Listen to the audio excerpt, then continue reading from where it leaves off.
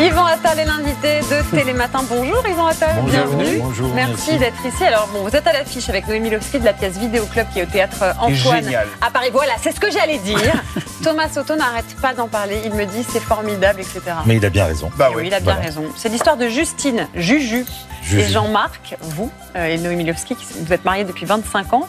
Et un jour, vous recevez un mail étrange. Racontez-nous ce qui se passe quand vous ouvrez ce mail. Effectivement, Juju, ma femme, depuis 25 ans, on est dans notre cuisine, on dîne et elle reçoit un mail. On finit par cliquer sur le mail et on se rend compte qu'on est filmé en direct dans notre cuisine.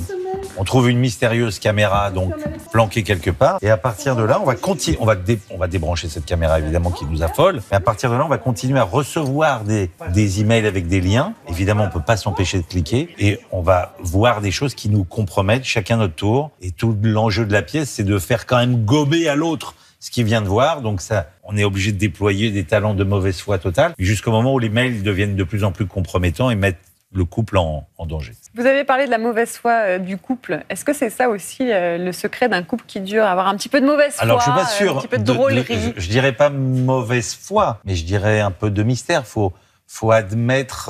Je veux dire, on n'est pas obligé de les regarder ces images non plus. Ça raconte ça aussi. Oui, mais en même temps, la pièce et l'obsession qu'on a avec toutes ces images, ces écrans. À chaque fois qu'on nous envoie quelque chose, on peut pas s'empêcher de cliquer et de regarder.